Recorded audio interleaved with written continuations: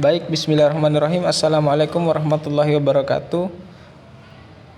Yang saya hormati Ibu Pengampu Mata Kuliah Statistika Multivariat, dalam hal ini Ibu Herna SPD MPD, serta teman-teman sekalian yang sama-sama berbahagia. Jadi video kali ini saya akan menjelaskan tentang analisis diskriminan. Jadi analisis diskriminan itu bisa kita lihat pada slide bahwa model analisis diskriminan ditandai dengan ciri khusus, yaitu data variabel dependen harus berupa data kategori, sedangkan data variabel independennya justru harus berupa data non kategori. Nah, hal ini dapat dimodelkan, bisa dilihat di sini bahwa Y1 itu sama dengan X1 tambah X2 tambah X3 sampai dengan Xn. Jadi maksud dari Y1 sama dengan X2 sama dengan X tambah X2 tambah X3 sampai dengan Xn itu, untuk Y-nya sendiri itu variabel dependen, kemudian X-nya itu adalah variabel independen. Nah, kemudian tujuan analisis diskriminan yang pertama, mengetahui perbedaan yang jelas antara grup pada variabel dependen.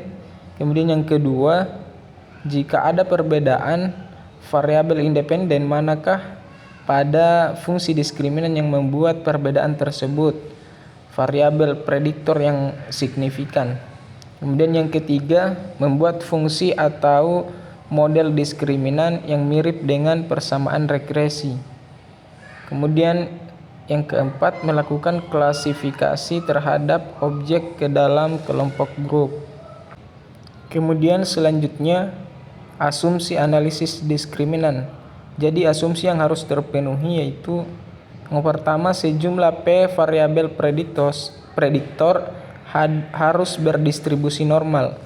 Kemudian yang kedua, matriks varians covariance variabel prediktor harus sama. Yang ketiga, tidak terjadi multikolinearitas atau tidak berkorelasi antar variabel bebas. Kemudian yang terakhir, tidak terdapat outlier. Jadi selanjutnya kita masuk pada contoh. Jadi contohnya mengatakan bahwa seorang peneliti ingin membedakan atau mengelompokkan mahasiswa untuk masuk ke dalam kelompok mahasiswa dengan indeks prestasi kumulatif, yakni IPK lebih besar sama dengan 3 atau IPK kurang dari 3. Jadi variabel respon IPK lebih kecil dari 3 atau Y sama dengan 0, dan IPK lebih besar atau sama dengan 3 itu Y sama dengan 1. Jadi berdasarkan jumlah jam belajar dalam sehari, intelligence quotient atau IQ, dan usia mahasiswa dapat kita tuliskan ke dalam variabel prediktor, yaitu jumlah jam belajar bisa kita masukkan ke dalam X1. Kemudian intelligence quotient atau IQ-nya itu X2, kemudian usia mahasiswanya itu bisa kita umpamakan dengan X3. Jadi di sini kita sudah punya data. Di sini ada 30 mahasiswa. Di sini sudah ada keterangannya tentang jam, IQ, dan usia. Jadi selanjutnya langsung saja kita melakukan proses yang dimana di sini kita akan menguji asumsinya, yang dimana yang harus terpenuhi yaitu variabel X-nya harus berdistribusi normal. Jadi langkah yang pertama, klik analyze, klik descriptive statistik,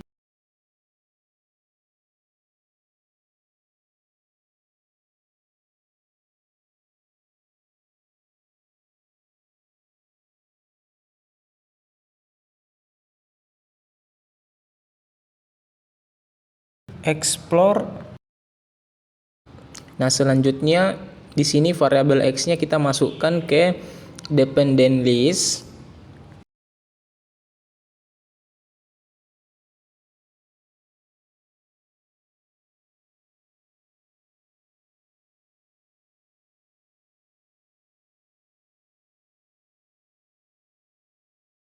Kemudian variabel Y-nya ke header list. Kemudian pada plots klik atau centang normality, kemudian continue. Nah, selanjutnya perhatikan output test of normality. Di Kolmogorov itu perhatikan bahwa nilai dari Kolmogorovnya itu semuanya sudah lebih besar dari 0,05, berarti dia itu berdistribusi normal. Jadi yang kedua kita masuk kepada diskriminan. Jadi yang pertama klik analyze, klik class T, kemudian diskriminan, dan pada bagian ini yang pertama masukkan variabel Y-nya itu ke grup. Ya, masukkan bagian variabel Y-nya ke grup variabel. Kemudian masukkan nilai minimumnya 0 dan nilai maksimumnya 1. Kemudian masukkan variabel independen ke dalam kolom independen. Kemudian kalian boleh klik use stopwatch method. Nah, kemudian pada statistik kalian boleh centang deskriptif, means, kemudian ini dan continue. Kemudian di method kalian boleh klik lambda, what's lambda, kemudian klik continue. Kemudian pada class V kalian boleh klik summary, kemudian klik continue. Kemudian pada save-nya kalian boleh centang semuanya dan selanjutnya klik OK. Kemudian selanjutnya kita bisa perhatikan di grup statistik di bagian IPK, IQ dan IPK. Maksud saya IPK. Terus di sini perhatikan di bagian IPK yang lebih kecil dari 3 itu rata-rata variabel yaitu 5,8. Kemudian pada bagian IPK yang lebih besar dari 3, dia itu IPK-nya 13,6.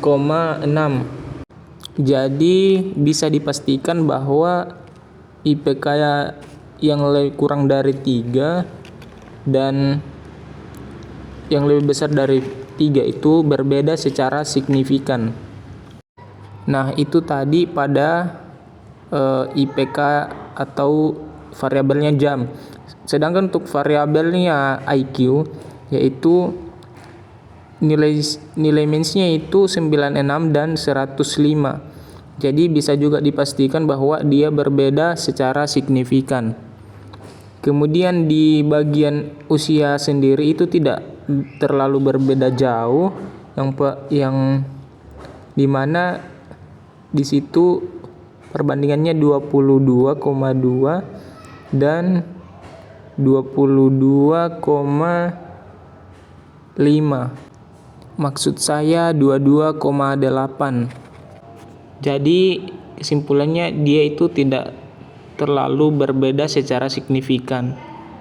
Jadi selanjutnya perhatikan di sini bahwa untuk variabel jam nilai signifikan untuk variabel jam adalah 0,0 karena nilai signifikan tersebut lebih kecil dibandingkan tingkat signifikansi, yakni alfa 0,05, maka perbedaan rata-rata jumlah jam belajar dalam sehari antara mahasiswa dengan IPK yang kurang dari 3 dan mahasiswa IPK yang lebih dari 3 atau lebih besar dari 3 signifikan secara statistik. Jadi di bagian tes result sendiri diketahui bahwa nilai signifikansinya itu 0,45. Jadi karena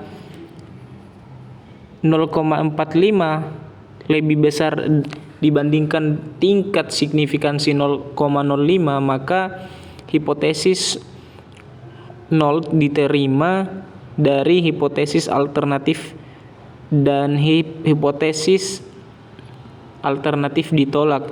Hal ini berarti asumsi kesamaan matriks kovarian populasi dipenuhi. Dan untuk pool wide group matrix yaitu dari matriks kolerasi di atas tidak ada angka yang mencapai 0,5 atau di atasnya, sehingga kita mengidentifikasi tidak ada multikolinearitas pada data tersebut. Jadi mungkin cukup sekian pembahasan mengenai tentang diskriminan. Jadi saya akhiri dengan ucapan lebih dan kurangnya mohon dimaafkan. Assalamualaikum warahmatullahi wabarakatuh.